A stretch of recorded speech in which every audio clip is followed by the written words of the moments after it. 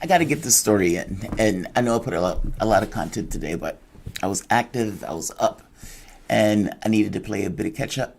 And so, especially with them shutting the channel down, I felt like I have to get some more content out. But that's it. My new guilty pleasure is watching State Department briefings. And I know other people might think it's boring. I think it's one of the most fascinating things ever. They just sit there and just spew propaganda. It's like if the state had its own newspaper, that would be it. It would just be, all right, state sponsored, blah, blah, blah, blah, blah, blah, blah. And people have they look down on that. I don't know why they look down on that. It gives you their perspective. It's their perspective. Their perspective can be fanciful. It can be accurate. It can be whatever. But why wouldn't you want to know their point of view? I don't get it. But in that very specific case, I do get it. They just don't want the point of view to be aired because they don't want it to contradict their own narrative of events. And that's more persistent for points of view that deviate from either the Fox News, the CNN, or the MSNBC. People act like that's independent media. How is it independent media when the Democrats are basically in government and MSNBC is basically a propaganda outlet for the Democratic Party? I mean, for God's sake, they ran with a conspiracy theorist for like the last 3 or 4 years. How is that independent media? That's the only point I'm making. But that's it. Ned Price. Ned Price, the State Department spokesman, is asked the question on Egypt and human rights abuses and political prisoners. And he gives what you would expect someone from the U.S. to give. That's outrageous. That is not what we want. And he digs in and he goes for 5 minutes about our values and how we lead with our values and how our values are coming along with us as we go about in the world shaping political decisions and whatnot. And I listened to this and I'm like, I could write down on one hand, like just on top of my head, like several names that contradicts this. And I sat there thinking to myself, is anybody at this press conference going to say it? Is anybody going to ask? Is anybody going to bring it up? Are their point of view so jaded that this low-hanging fruit can't be grabbed, that they don't even be aware of it? Let me show you what I mean. This is Ned Price right here. Egypt. Mohammed Sultan, an Egyptian-American human rights activist, he has reported that that relatives in Cairo that have had their homes raided. The Biden administration has talked about having a new relationship with Sisi. Is this of concern with you? Has this been raised? Well, we are aware of, and we're actually looking into reports of the detention of family members of human rights activist and American citizen Mohammed Sultan. We have and we continue to engage the Egyptian government on human rights concerns, and we take seriously all allegations of arbitrary arrest or detention. As we've said in other contexts, we will bring our values with us into every relationship that we have across the globe. That includes with our close security partners. That includes with Egypt. So we're looking into these reports. Final question or two. I haven't gone to the back there. We will bring our values with us. It's like they glow when they're talking about these immaterial things that don't necessarily have anything to do with real policy and honestly are untethered from reality in and of itself. Astonishing. Don't pay attention to the dirt in the closet. Let's just talk about this as if we're paragons of virtue. And the media is going to allow us to do that. Now, for the most part, they keep asking him questions in this vein. And he keeps answering the questions in that vein of, we're bringing our values with us. We're bringing the values with us. So somebody finally asked the question. And I'm like, yes, thank you. I think you know what the question is. How does Julian Assange and the arbitrary detention square with what you just said about values and bringing your values with you, and the political prisoners and arbitrary detention that Egypt and some of these other countries were going through, and the attacks that you just leveled against Russia, showing how you are supposed to be far better on some kind of moral high ground as opposed to them. How do you reconcile the treatment of Julian Assange at the behest of the United States? And more apropos, just names I could jot down off the top of my head: Maria Butima. There's the Canadian executive, the Chinese executive that is in Canada, where Canada basically apprehended on behalf of the United States. It's unclear why she's apprehended.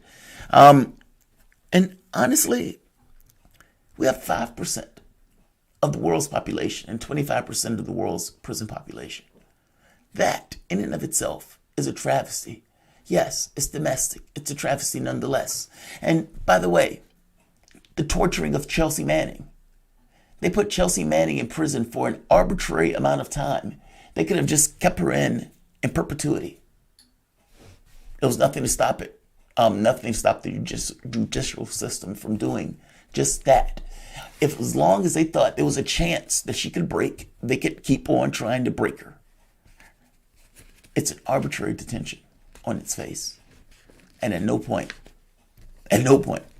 did it bother Ned Price to his bones like that. Let's hear the guy. They're going to ask about Assange. And you're going to love this answer because it's not going to be. I think you know what he's going to say. Let's play the clip. Time, but when we do, and if we do, we'll be sure to let you know. Can I ask you if you include Julian Assange in the statement that Connor asked about? I know the Department of Justice is in an ongoing. So no, you don't. You don't believe that. I would refer you to the fits Department of into that. Justice to comment on, Right. on Mr. Assange's case. Second on. So wait.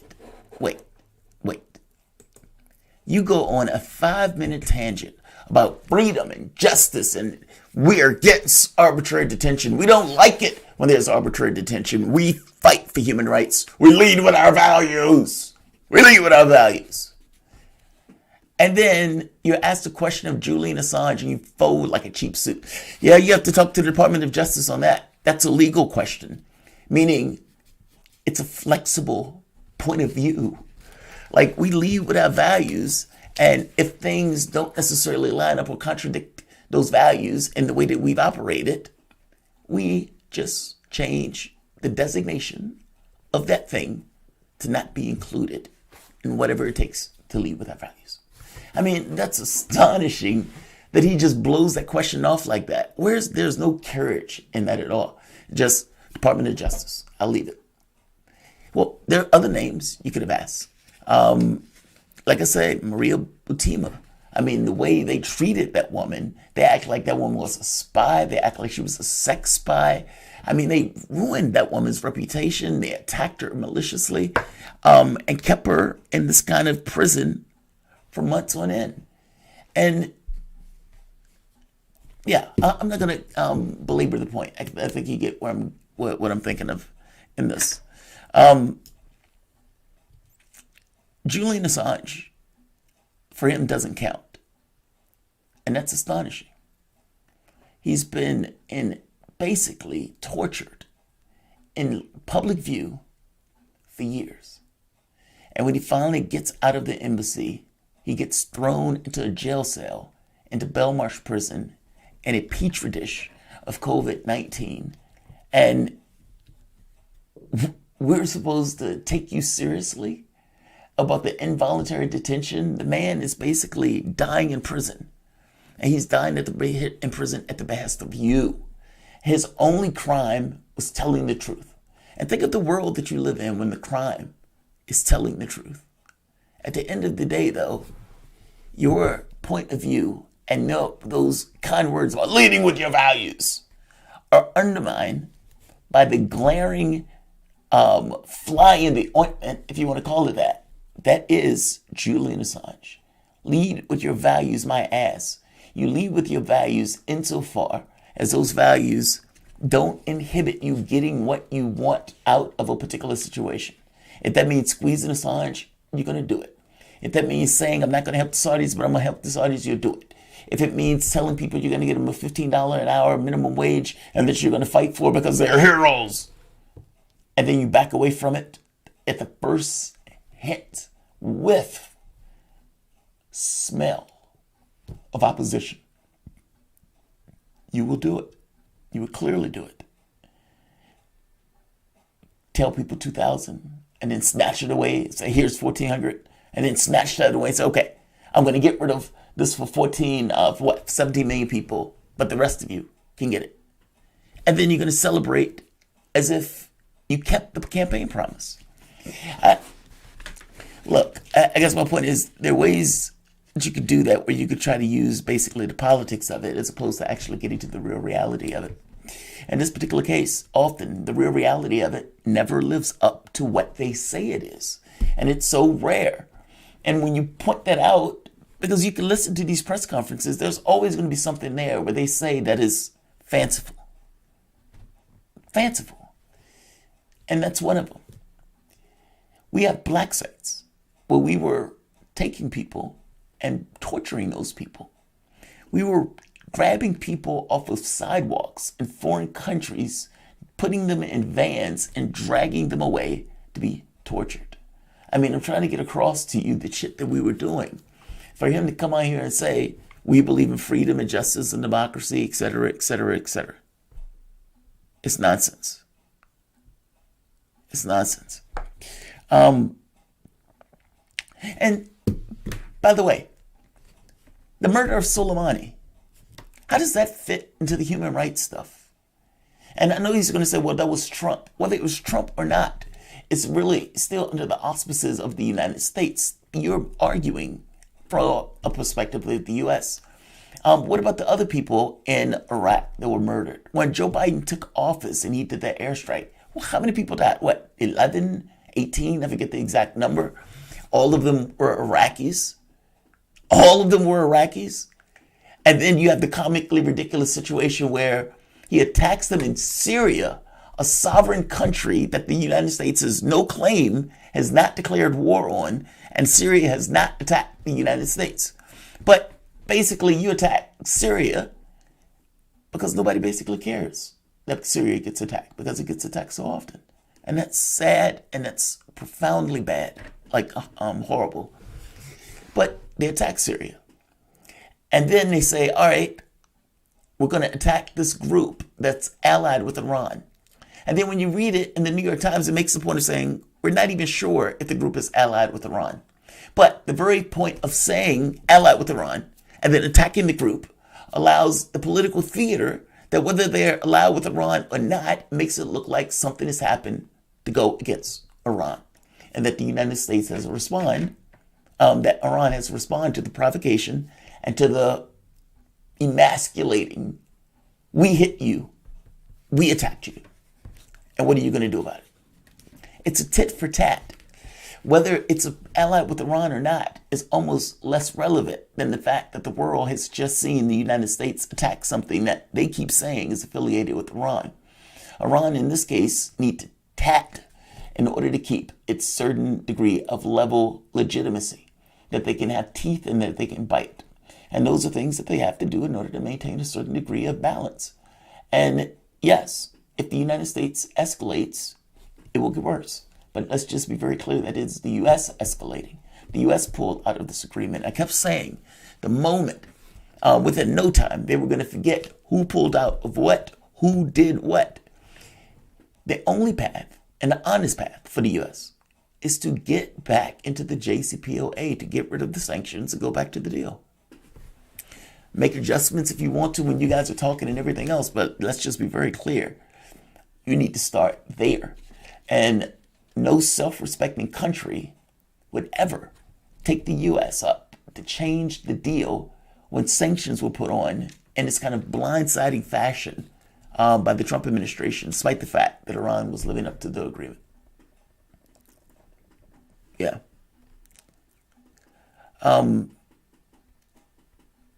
Yeah, the murder of Soleimani. That is a big one. I mean, just the idea you're talking about human rights and you just off the guy. And even the sanctions in Venezuela. Like, think about what we're talking about. The sanctions in Venezuela and Iran, those things were pursued during a COVID crisis, during a pandemic. And I don't think they've been alleviated yet, as far as I know. And they're still saying that Maduro has to go. They're pretending as if Guaido is actually president of something. He's not president of a pie shop. So spare me the human rights stuff. Spare me the human rights stuff. I can go back and look over the last several presidents. You're basically attacking Syria. How's that legit? What right do you have to attack that particular country? You've basically killed Iraqis who were supposedly allied with Iran. And in killing the Iraqis, you realize that creates tension. They're acting as if the Iraqis are great, that the U.S. is there. Well, no, you killed 1 million Iraqis when we went into the conflict. The very fact that you're in Iraq, that we're in Iraq right now, repudiates what you're saying here about the belief in human rights.